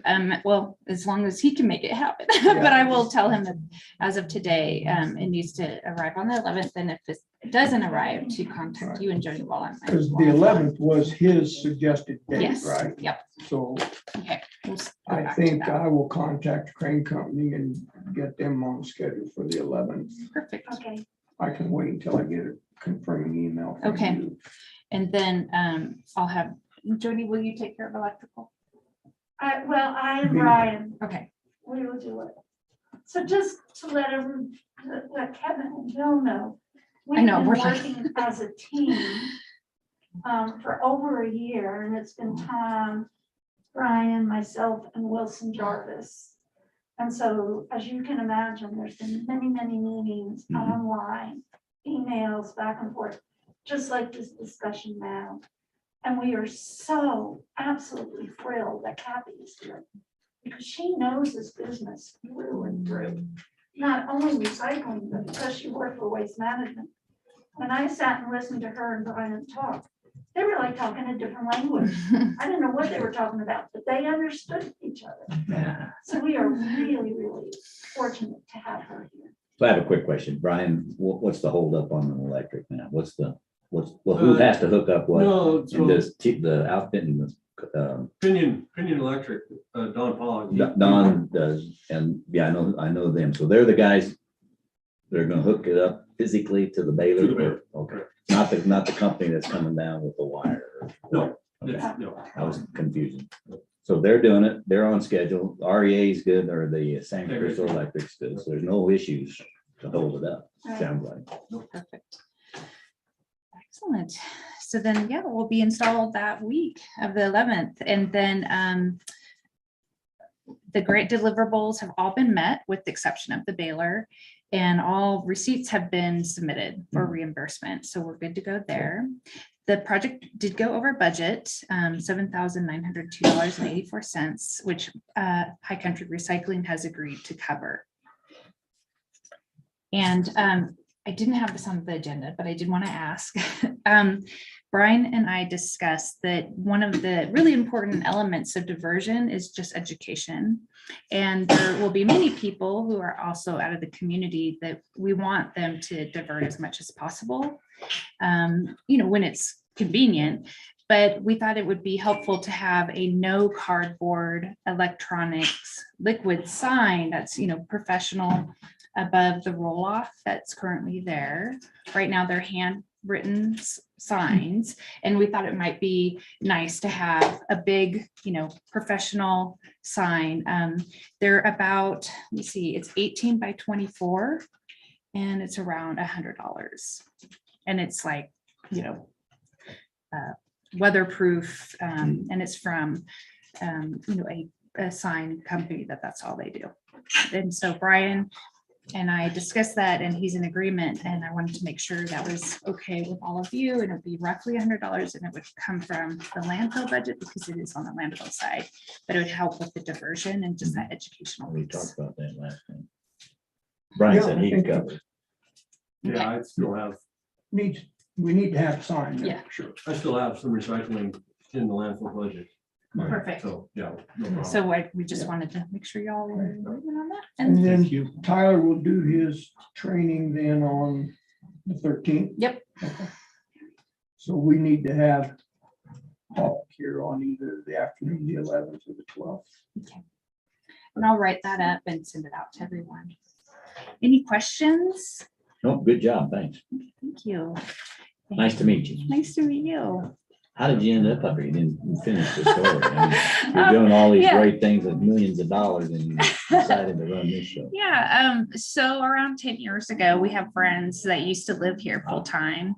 I don't know if you know them, the Eubanks, but they no longer live here. I'm doing. Okay, yeah, and they have they still have 40 acres here, and they invited us to come up here when they were building their house, and we were like, where are we? This is the most amazing place ever. So we purchased land actually about a half a mile down from them, and of course they moved, but we built our little tiny house. We have a tiny off-grid house, and due to COVID, I actually lost my business, but the silver lining was that my husband was able to work remotely, which he wasn't before. And so we're like, well, let's do this. And so we did. Great. And now I'm, Here, we're lucky to have the fall out here. That's good. thank you. Thank you so much. It's nice to meet all of you. Can I add one little thing? Yes. Thank you. That when we interviewed Kathy, she was in the middle, she and her husband, of getting ready for a closing on their house in Longmont. And she started working here, and she worked, what, 3 or 4 days, and said, I'm sorry, I can't work tomorrow. I have to go up to Longmont. We're having a closing. And then they came back down with all their stuff. And We she's moved still ourselves, which was continually like- working. It was chaos. Yeah, it was chaos. It was. Thanks for coming in. Thank Appreciate you. that. Thanks. you. I'll be looking for you biking down the. I know, Hard Trail and right? back up. Yeah, let's see you bike up and back. I think I'll just, I mean, until. Take your bike and then walk. I know, right? All right. Thanks, Kathy. Thanks, Dave. I gotta go. Thanks. Bye. Okay, next item on our agenda. You're losing control again. I am. Hey, you're back. Still got a meeting here. Started, you're in real trouble. Thank you. Appreciate that. Next item on our agenda is the consideration of appointing Kevin Day as a signatory for the purpose of purchasing Silver Cliff lots. Those are the 7 lots that we are moving forward with, getting from Colorado College in Silver Cliff. In speaking with the title company the other day, Brenda was wanting to make sure who was going to be the signature on that. I believe we had a verbal agreement, but we thought we would put that as a agenda item so that we had that for. Well, I move we appoint you the signator. Is it the signator or the signatory? I'm not even sure what we need to sign, to tell you the truth, but If guess we it- do, then, Yeah. yeah, I'll second that. I think it's signatory. isn't Yeah, I it? think it is. yeah, that's usually what they say. Okay, so I have a motion on the floor to appoint me as the signatory for the purposes of purchasing the Silver Cliff lots. Any further discussion on that? Do we have a closing date set yet? Yes, we do. It is Thought I saw an email from July. Brenda had that. I would like to see you. what they want you to sign off on. So if somebody can get me that, what they want you to sign on behalf of the county, I'd like to know what it is. Okay. And then she also submitted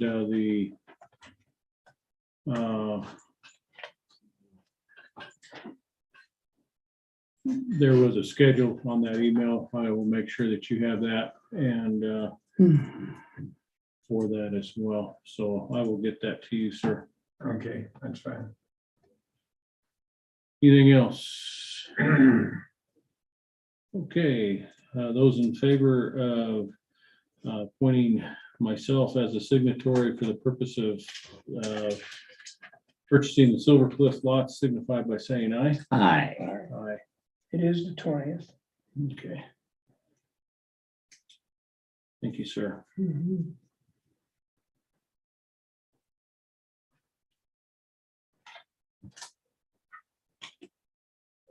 Okay, next item on our agenda is an update from the county attorney on pending litigation with the Wet Mountain Tribune. All right, just put this in chronological order. Back at the first meeting in January of this year, the Board of County Commissioners voted to designate the Sentinel, Sangre de Cristo Sentinel, as the paper of record for publications. There are a few, I don't think that, as I understand it, I was checking into this, the publications that are required by law, excuse me, generally come out of the treasurer's office and some come out of Kelly's office.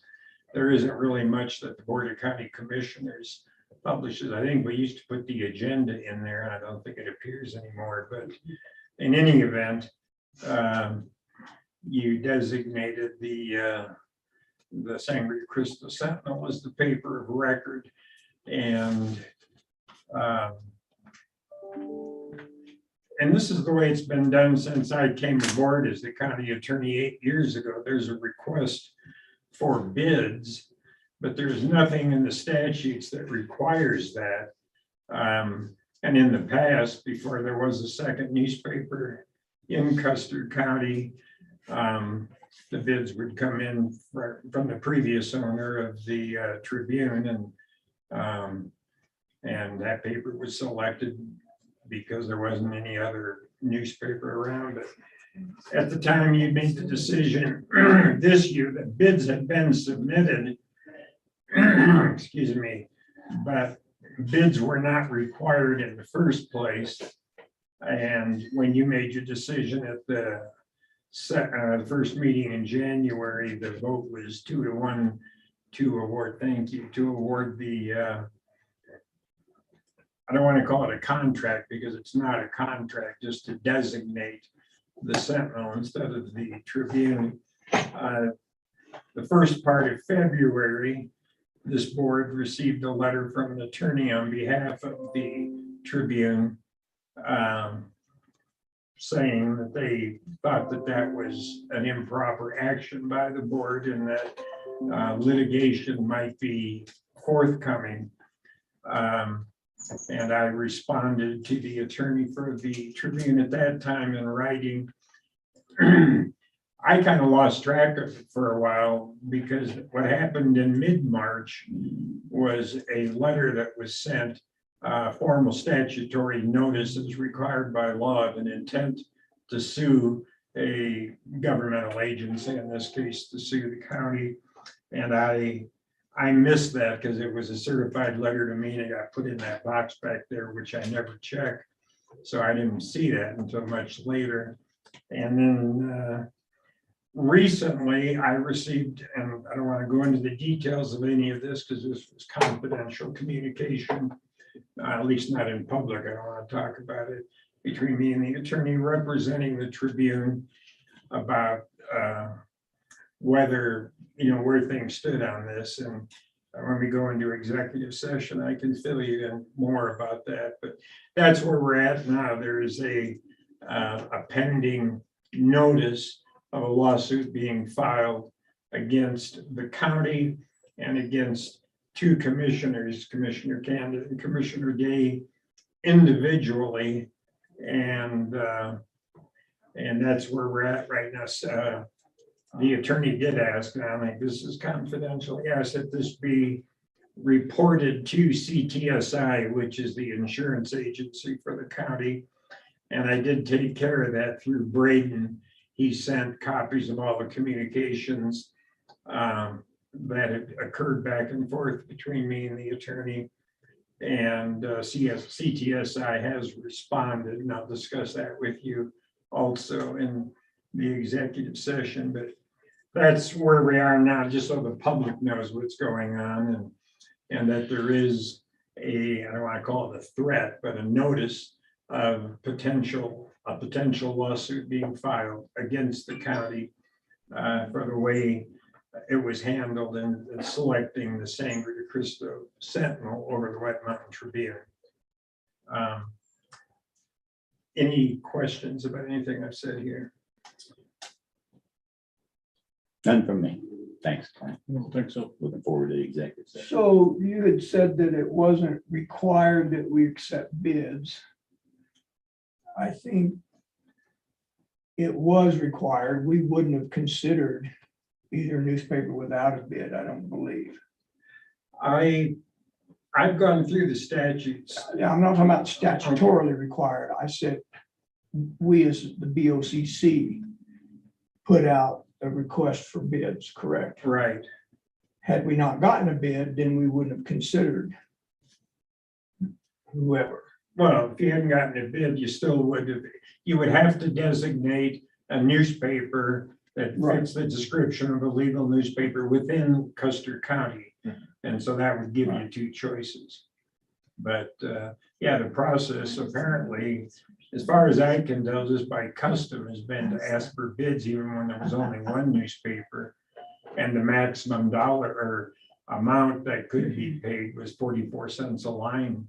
I think that's still the amount according to statute. And I think that's what the Tribune always used to bid in the past.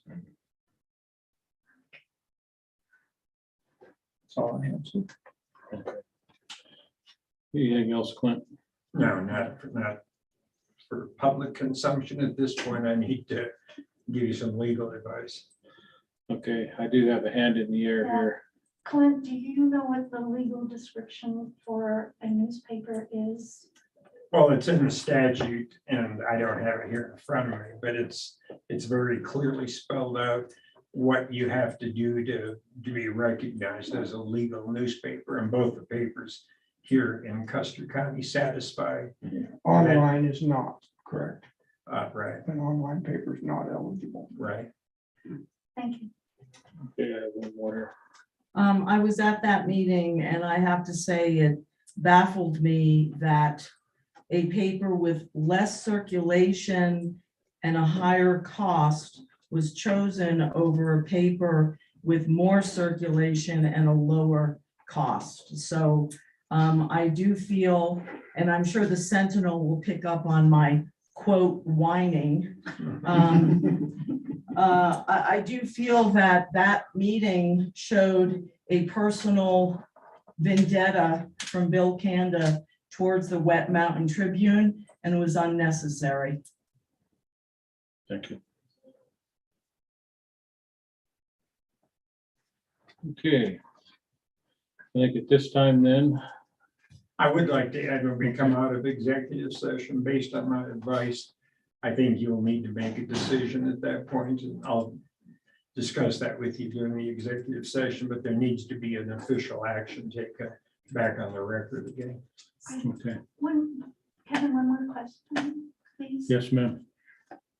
One, depending upon the decision from executive session, will, if it goes forward, will it be the taxpayers that have to pay for this lawsuit and any private attorney, or the county's attorney additional fees?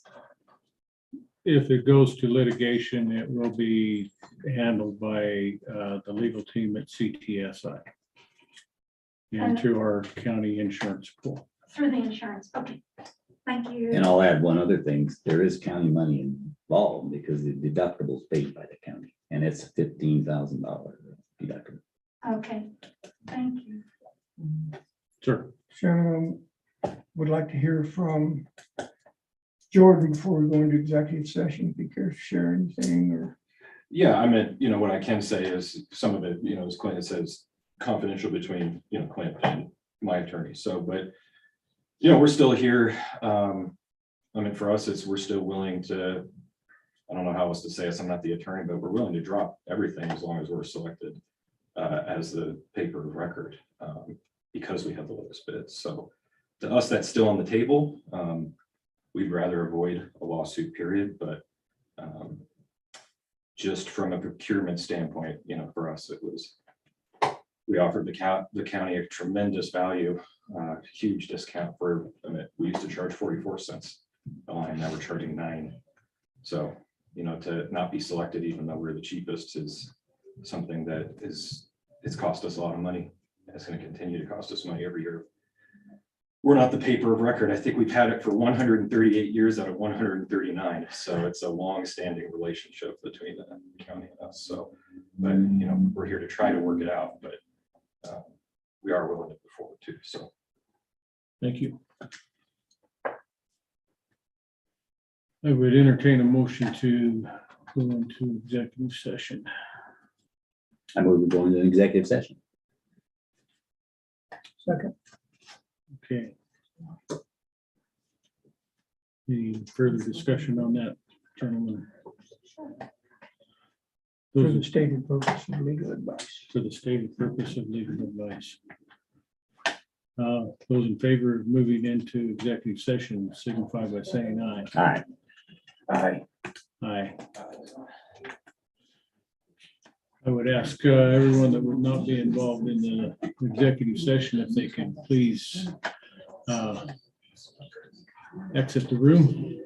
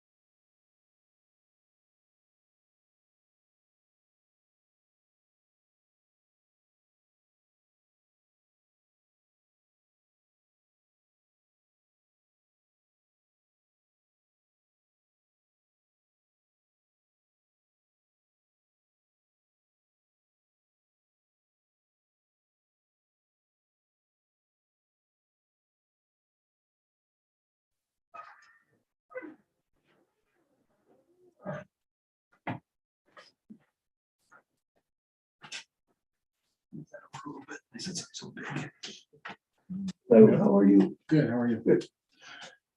Okay, the time is now 11:47 a.m. and the executive session has been concluded.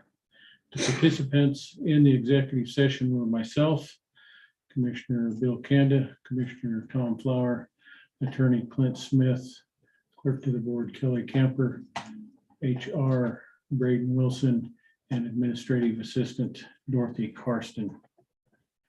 For the record, if any person who participated in the executive session believes that any substantial discussion of any matters not included in the motion to go into executive session occurred during the executive session, or that any improper action occurred during the executive session in violation of the open meetings law, I would ask that you state your concerns for the record now. Okay. Next, do you have a statement for us, sir? For the record, the last agenda item that was discussed before we went into executive session, I don't have the agenda in front of me right now, but I had disclosed in general terms what had been going on regarding a claim, potential lawsuit against the county, and I'd laid it out chronologically. And then an executive session is for the purpose of me giving you legal advice regarding that and my recommendations. But the discussion stayed on topic at all times and no decisions were made in the executive session. Thank you, sir. At this time, I would entertain. We've got a new person in here. We probably ought to introduce. Yes, if you would not mind introducing yourself, sir. Sure, I'm Wade Gately. Thank you. That way we have you on the record. Okay. I would entertain a motion at this time. Well, we discussed this at length. I'll probably need some, because we haven't made a decision on want to form my motion correctly. So That is correct. So I currently, based on the advice we received by our attorney and the discussions he's had with various people, CTSI and the attorney for the Tribune, then I move that the request by the Tribune for mediation prior to litigation is declined. And I further direct our attorney to discuss that and inform the Tribune that. That was basically how I perceived. To communicate with his Attorney. I would second that motion. Any discussion? None from him.